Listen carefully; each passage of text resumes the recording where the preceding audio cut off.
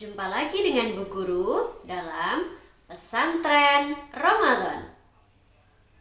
Untuk materi yang pertama, kita akan membahas tentang hikmah toharoh menurut agama Islam. Namun sebelumnya, marilah bersama-sama kita membaca bacaan basmalah. Bismillahirrohmanirrohim. Anak-anak, masih ingat materi tentang toharoh? Apa ya toharoh itu? Coba yang masih ingat disebutkan. Ya, menurut Kamus Besar Bahasa Indonesia, secara bahasa toharoh artinya adalah suci, bersih. Sedangkan menurut istilah, toharoh adalah membersihkan diri, pakaian, tempat dari najis dan hadas, sehingga seseorang diperbolehkan untuk melaksanakan ibadah yang ditentukan dalam keadaan suci. Sekarang, bagaimana ya cara bersuci dari hadas dan najis? Anak-anak, yang pertama, cara kita bersuci dari hadas. Kalau itu hadas kecil, maka kita bisa mensucikannya dengan cara berwudu. Sedangkan untuk hadas besar, cara bersuci kita adalah dengan mandi besar, mulai dari ujung rambut sampai ujung kaki. Sedangkan cara bersuci dari najis, tentunya najis yang menempel pada tubuh kita, pakaian kita, tempat kita, yaitu dengan cara kita bersihkan sampai najis itu hilang. Baik dari segi baunya, rasanya, atau bahkan warnanya. Sudah tahu kan anak-anak? Mudah bukan cara kita bersuci dari hadas dan najis? Anak-anak hebat, barusan sudah kita bahas tentang bagaimana cara mensucikan hadas kecil dan hadas besar.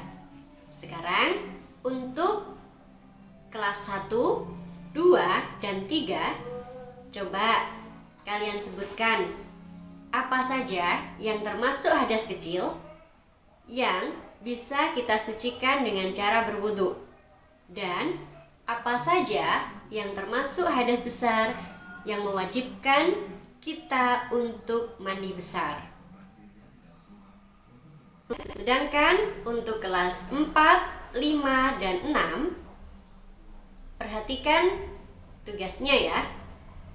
Anak-anak, najis dibagi menjadi 3. Najis ringan atau najis mukhafafah, najis sedang atau najis mutawasitoh, dan najis berat atau najis mughaladoh. Anak-anak diminta untuk menuliskan bagaimana cara mensucikan 3 najis tersebut. Silahkan tulis dalam buku, kemudian difoto dan dikirim ke Bu Guru.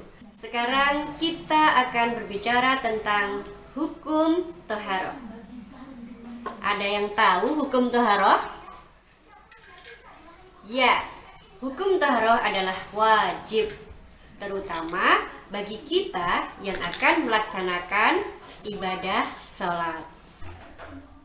Hukum wajib tersebut anak-anak didasarkan pada dalil Al-Quran dan hadis. Yang pertama, dalam surat Al-Muddatsir ayat 4. A'udzu billahi minasyaitonir rajim. Wa thiyabaka fatahhir. Dan bersihkanlah pakaianmu. Yang kedua, surat Al-Baqarah ayat 125. A'udzu billahi minasyaitonir rajim.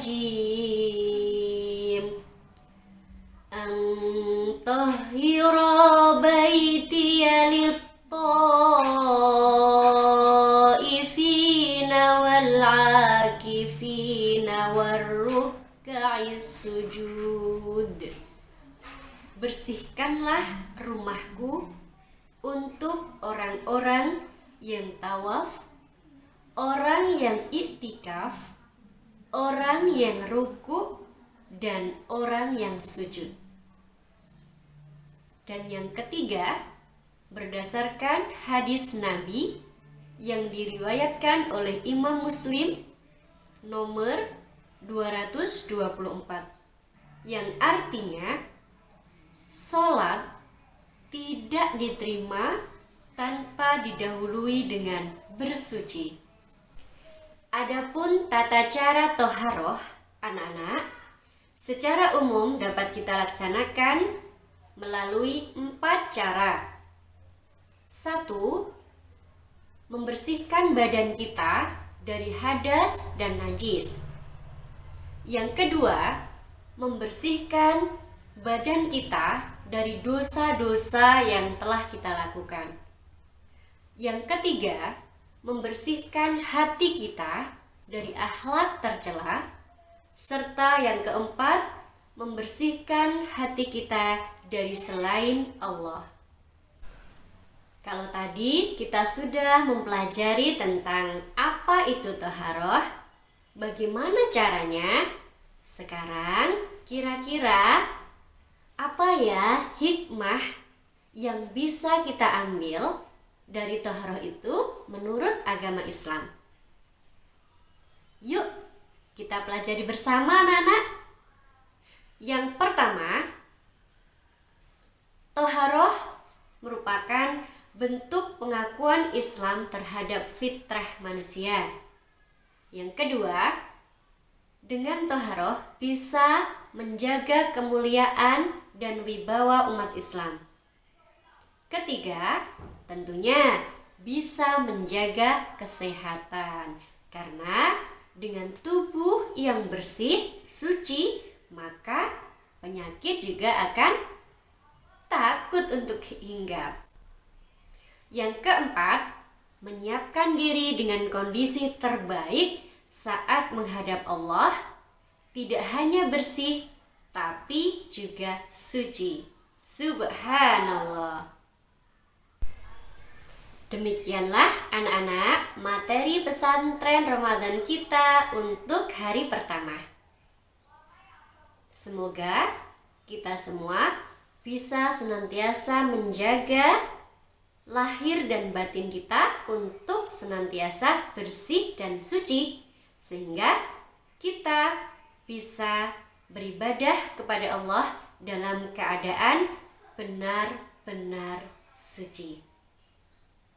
Marilah kita tutup materi kita pada hari ini dengan membaca hamdalah bersama-sama. Alhamdulillahirabbil alamin. Wassalamualaikum warahmatullahi wabarakatuh.